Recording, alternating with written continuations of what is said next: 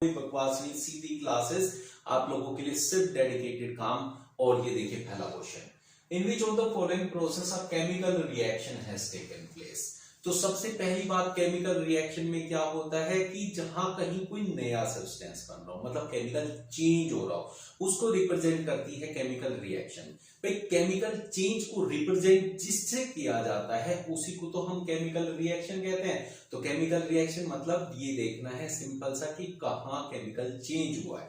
तो यहां देखें, ice melts into water, ice भी पानी ही है और पानी भी आइस ही है, because ice is the form of water, water अपने आइस के फॉर्म में भी मिलता है। तो प्रॉपर्टी चेंज नहीं हो रही है, नया सब्सटेंस नहीं बन रहा है, तो केमिकल रिएक्शन नहीं होगी, क्योंकि कोई भी केमिकल चेंज नहीं है। A wet shirt got dried in sunlight, सीधा सीधा क्या है, इवेपोरेशन है, ठीक है।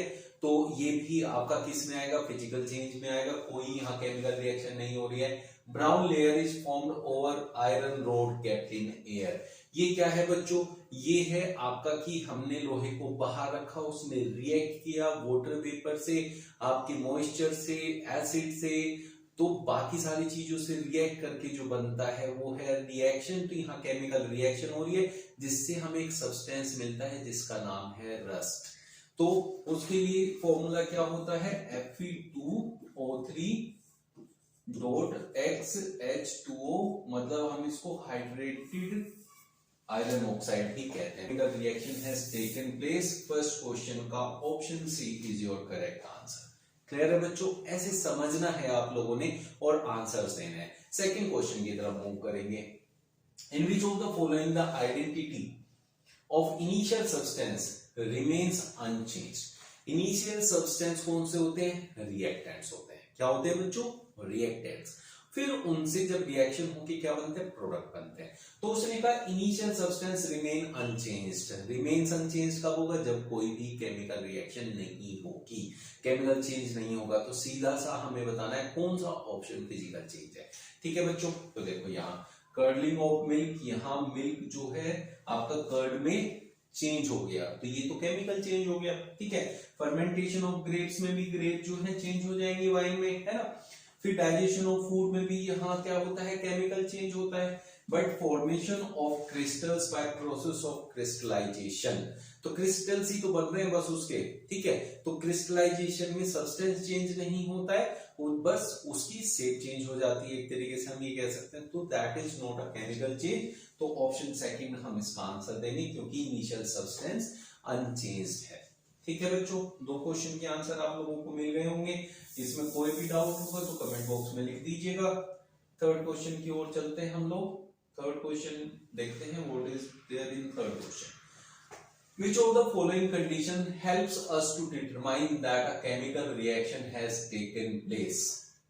जब भी कोई केमिकल रिएक्शन होती है, हमने एनसीईआरटी में भी पढ़ा था, अपने लेक्चर्स में भी देखा है कि जब भी कोई केमिकल रिएक्शन होगी there will be a evolution of gas, gas का इवोल्यूशन होगा। लाइक जिंक को जब हम H2SO4 में डालते हैं तो हाइड्रोजन गैस रिलीज होती है, मतलब कोई भी मेटल लेते हैं, एसिड के साथ रिएक्ट करता है तो गैस रिलीज होती है, तो इवोल्यूशन ऑफ गैस तो होता है। Formation of precipitate, precipitate form होगा तो केमिकल रिएक्शन का पता चलेगा, because it is a kind of, क्या कहते हैं, डबल डिस्प्लेसमेंट रिएक्शन। तो डबल डिस्प्लेसमेंट रिएक्शन में फॉर्मेशन ऑफ प्रेसिपिटेट देखने को मिलता है। Change in colour, obviously change in colour तो बहुत सारे केसेस में हमें देखने को मिलेगा, तो ऑल ऑफ द अबव, तो इन सब से हमें पता चलेगा कि chemical reaction has taken place. Like this you will find out the answers. Fourth question में क्या कह रहा है, which of the following feature is involve in properly written chemical equation. कोई भी केमिकल इक्वेशन हम लिखते हैं उसमें क्या क्या चीजें हमें चाहिए होती है। अगर कोई भी रिएक्शन एक स्पेसिफाइड टेम्परेचर पे होती है, लाइक डिहाइड्रेशन ऑफ इथेनॉल, उसमें 443 केल्विन पे आपको उसको करना होता है, तो वहां क्या होता है, हम लिखते हैं टेम्परेचर, तो टेम्परेचर इज रिक्वायर्ड, ये भी हमें चाहिए। It should be balanced, balance क्यों होना चाहिए, क्योंकि वो कंजर्वेशन ऑफ मास को फॉलो करे, तो ये भी जरूरी है। It should have information regarding physical states, भाई सॉलिड में है, लिक्विड में है या गैसेस में है, कोई भी सब्सटेंस उसको बताना भी जरूरी होता है, तो ये सारी चीजें केमिकल रिएक्शन लिखने में जरूरी होती हैं। और यहाँ लास्ट ऑप्शन है ऑल ऑफ द अबव। जब कभी भी एक से ज्यादा ऑप्शन जो है आपका कंसीडर किया जाए तो फिर ऑल ऑफ द अबव वैसे भी लिखा जाता है, तो option D is your correct answer. सबको समझ में आ रहा है? जिसको नहीं आ रहा है कमेंट बॉक्स में लिखिएगा, आपके डाउट को हम जरूर कंसीडर करेंगे। नेक्स्ट क्वेश्चन पे चलते हैं। What is there in fifth question? देखिए, Why is it important to balance a skeletal chemical equation? तो पहली चीज what is skeletal chemical equation? Skeletal chemical equation को हम अनबैलेंस्ड इक्वेशन भी कहते हैं। जब कभी हम डायरेक्टली उनके फॉर्मूले लिख के इक्वेशन को बना देते हैं तब उसको कहते हैं skeletal chemical equation। बट कोई भी एक इक्वेशन जब लिखी जाती है तो उसको बैलेंस करना जरूरी होता है ताकि वो लॉ ऑफ कंजर्वेशन ऑफ मास को फॉलो कर सके। अब लॉ ऑफ कंजर्वेशन ऑफ मास क्या होता है? जो भी रिएक्टेंट्स हैं उनका टोटल जो मास होता है वो हमेशा प्रोडक्ट के टोटल मास के बराबर होना चाहिए।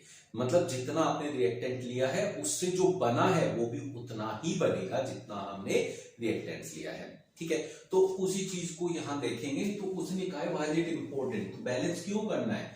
To verify the law of conservation of energy. इसकी कोई बात नहीं होती, अभी मैंने बताया law of conservation of mass की बात करेगा, तो option C to verify the law of conservation of mass. इसका नेक्स्ट क्वेश्चन देखें हम लोग। देखिए सिक्स्थ क्वेश्चन हमारा क्या कहता है? It is important to balance the chemical equations to satisfy the law of conservation of mass. Which of the following statement of the law is incorrect? Incorrect कौन सा है वो बताना है। तो देखते हैं पहले में क्या दिया है। Total mass of elements present in the reactants is equal to total mass of the elements present in the product. बिल्कुल सही है, यही डेफिनेशन भी होती है law of conservation of mass की, तो सही है। हमें तो इनकरेक्ट बताना है। बी पार्ट में दिया है the number of atoms of each element remains the same before and after a chemical reaction. Number of atoms same रहेंगे तभी तो उनका mass before reaction and after reaction same रहेगा, तो इसलिए ये भी सही है। Chemical composition of reactant is the same before and after the reaction, ये नहीं है, क्योंकि जो एलिमेंट हम पहले लेते हैं रिएक्शन करने से उनका कंपोजिशन चेंज हो जाता है, वो कुछ और बन जाते हैं, उनकी केमिकल प्रॉपर्टीज भी डिफरेंट हो जाती है। लाइक हाइड्रोजन एंड ऑक्सीजन हमने अलग अलग ली, जब हमने उसका रिएक्शन कराया तो जो प्रोडक्ट बनेगा वाटर बनेगा। हाइड्रोजन की प्रॉपर्टी अलग है, ऑक्सीजन की अलग है और वाटर की उनसे बिल्कुल अलग है। तो chemical composition of the reactant is the same before and after the reaction, यही आपका इनकरेक्ट है। बात समझ में आ गई बच्चों? फिर भी कोई डाउट है तो कमेंट बॉक्स में लिखिएगा, मुझे बताइएगा क्या आपके डाउट्स हैं। Next question, which of the following correctly represent a balanced chemical equation? Balanced chemical equation कौन सी है इनमें से बताना है। तो बैलेंस्ड केमिकल इक्वेशन के लिए रिएक्टेंट्स के एटम के नंबर और प्रोडक्ट के एटम के नंबर सेम होने चाहिए बच्चों। तो यहां देखें आयरन 1 है, इधर आयरन के 3 है, ठीक है बच्चों, तो ये आपकी बैलेंस्ड नहीं है। यहाँ आयरन के 3 है 3Fe, यहाँ आयरन के 3 है, ठीक है। ऑक्सीजन की देखिए यहाँ 4 इंटू ऑक्सीजन 4 है, ऑक्सीजन की यहाँ भी 4 है। अब हाइड्रोजन की देखिए 4 इंटू 2 8 है और यहाँ 4 इंटू 2 8 है, तो option B is your correct answer. तो ये बैलेंस्ड है, सेकंड वाली भी हमारी इक्वेशन बैलेंस इक्वेशन कहलाएगी। 8th question, when aqueous solution of the potassium iodide and lead nitrate are mixed, an insoluble substance separates out, chemical equation of the reaction involved is। तो इसमें से कौन सी आपकी केमिकल रिएक्शन हो जाएगी? यहाँ आप देखिए क्या क्या है आपके पास, पोटेशियम आयोडाइड है तो वो Ki होता है, यहाँ सब जगह Ki लिखा है, and lead nitrate PbNO3 whole twice होता है, वो देखिए यहाँ लिखा है, तो इसलिए सिर्फ दोनों चीजें यहाँ फुलफिल हो रही है, तो यही आपका करेक्ट जो है ऑप्शन बनेगा। वाई? बिकॉज पहले जब हम रिएक्शन करते हैं तो यहाँ दोनों के फॉर्मूले लिखे जाते हैं। भाई ये एलिमेंट लिया, मैंने ये एलिमेंट लिया, इन दोनों की रिएक्शन कराई तो फॉर्मूला इन दोनों का बनता है। तो पोटेशियम आयोडाइड का फॉर्मूला Ki है और लेड नाइट्रेट का PbNO3 का होल ट्वाइस है, तो यही होगा आपका बैलेंस्ड, या फिर ये कह सकते हैं जो रिएक्शन के बीच में इन्वॉल्व हो रही है वो यही है, जिसमें लेड आयोडाइड और पोटेशियम नाइट्रेट हमें मिल जाएगा। Lead iodide is the insoluble substance जिसको हम कहते हैं प्रेसिपिटेट। 9th क्वेश्चन में क्या कह रहा है? In order to balance the following chemical equation the values of the coefficient x and y respectively are. We need to find the value of x and y, जो कि numbers में हुई, options में दिया हुआ है, तो ऑप्शंस की हेल्प से हम लोग इसे कर सकते हैं। अगर मैं फर्स्ट ऑप्शन लेता हूं बच्चों, जिसको नहीं आता है बिल्कुल भी उसके लिए बता रहा हूं, तो मतलब x की जगह मुझे 2 रखना है और y की जगह मुझे 4 रखना है। अब देखें हम लोग, अगर यहाँ 2 रखा है तो इस 2 की मल्टीप्लिकेशन pb में होगी, तो pb के 2 हो गए, यहाँ pb के देखिए 2 ऑलरेडी है, और यहाँ देखिए ऑक्सीजन के 3 है, बाहर 2 की भी मल्टीप्लाई है, 3 2 6 और इस 2 की तो होगी, 12 हो गए ऑक्सीजन के, और नाइट्रोजन के 2 हो गए, तो नाइट्रोजन के देखिए यहाँ 4 है और 2 यहाँ है, नाइट्रोजन के 2 2 जा 4, तो 4 यहाँ 4 उधर, बिल्कुल सही है, क्योंकि यहाँ 2 इससे आएगा, 2 इससे मल्टीप्लाई होकर 4 हो जाएगा बच्चों, तो 4 नाइट्रोजन का भी हो गया। अब ऑक्सीजन का यहाँ कितना है, 3 2 जा 6 2 जा 12, यहाँ देखिए 2 ऑक्सीजन के यहाँ हो गए, प्लस 4 2 जा 8 यहाँ हो गए, प्लस 2 यहाँ हो गए, 8 2 10 2 12, तो सबके बैलेंस हो गए, तो option A will be your correct answer. तो ऐसे करके ऑप्शंस का यूज करके आप बैलेंसिंग के जो मिसिंग टर्म्स है उनको फाइंड कर सकते हैं, ठीक है ना। ऐसे आप लोग जो है इस ट्रिक का यूज करेंगे। 10th क्वेश्चन में क्या है, the chemical reaction between copper and oxygen can be categorised as copper and oxygen. तो कॉपर और ऑक्सीजन मिलके कॉपर ऑक्साइड बनाते हैं।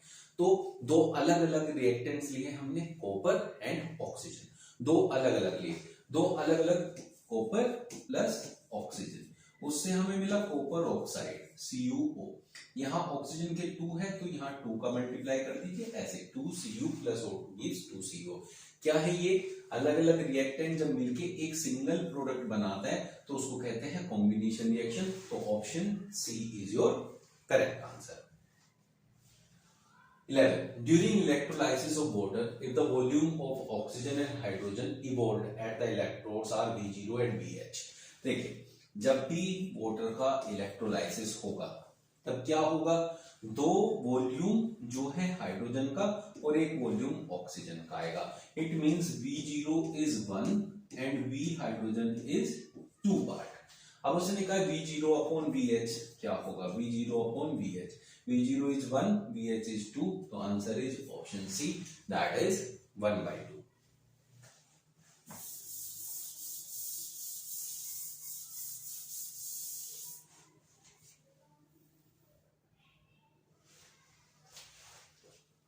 ट्वेल्थ क्वेश्चन में क्या कह रहे हैं, which one of the following reaction is categorised as thermal decomposition reaction.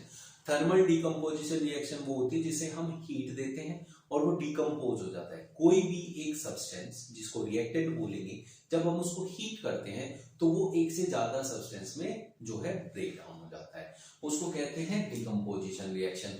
किसकी हेल्प से हुआ, हीट देने की वजह से, इसलिए वो थर्मल होगा।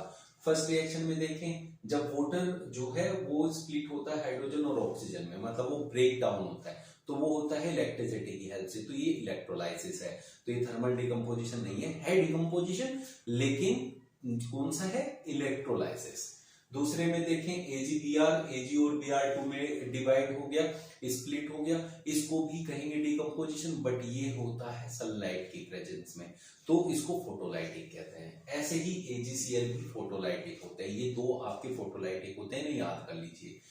CaCO3 कैल्शियम कार्बोनेट को जब हीट किया जाता है वो तभी आपका डिकम्पोज होता है एक से ज्यादा सब्सटेंस में, that is calcium oxide and carbon dioxide. तो आपका करेक्ट आंसर हो जाएगा ऑप्शन डी। इंपॉर्टेंट होने वाला है बोर्ड्स में, ये मोस्टली देख लीजिएगा कि स्टैंडर्ड में आएगा, बेसिक में भी आ सकता है, बट ये क्वेश्चन जरूर पूछा जाएगा। इसको मैं इजी केवल 3 स्टेप्स में आप लोगों को सिखाने वाला हूं कि केवल 3 स्टेप्स में इस क्वेश्चन को कैसे करते हैं। चलिए स्टार्ट करें। फर्स्ट स्टेप लिखेंगे, prove that 7 root 5 is irrational. ये आपका क्वेश्चन है, तो फर्स्ट स्टेप में क्या करेंगे, इसका अपोजिट लेंगे। First step, let 7 root 5 is rational. ठीक है बच्चों, अब 7 रूट 5 रैशनल है तो it will be equal to A upon B। यहां लिखना है A and B are coprime. ठीक है बच्चों, यहां ब्रैकेट में इसको लिख देना है, तो root 5 equal to A upon 7। ये फर्स्ट स्टेप आपका कंप्लीट हो गया। सेकेंड स्टेप क्या लिखना है, A and B are integers, so a/7b is rational implies, यहां ये इंप्लाइज का साइन लगाना है, और √5 इज रैशनल ये लिखना है। But we know that √5 is irrational. फिर थर्ड स्टेप में क्या लिखना है? This contradiction has arisen due to our wrong assumption। ठीक है बच्चों।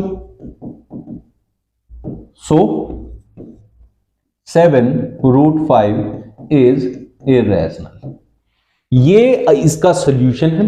ये जो यहां मैंने 1 2 3 करके लिखा है, ये आपको नहीं लिखना है, ये आपके सिर्फ समझने के लिए है कि ये केवल 3 स्टेप में करना है। आपको कंटिन्यूअसली ऐसे करके दिखाना है। केवल 3 स्टेप्स जो मैंने सिखाए, कैसा लगा ये सेशन आप लोगों को कमेंट करिएगा। बहुत इंपॉर्टेंट क्वेश्चन है, बिल्कुल भी छोड़ के मत जाइएगा, फिर मत बोलिएगा सर आपने नहीं बताया, ये इंपॉर्टेंट है। चलिए मिलते हैं न्यू सेशन में नए इंपॉर्टेंट क्वेश्चन के साथ। Thank you.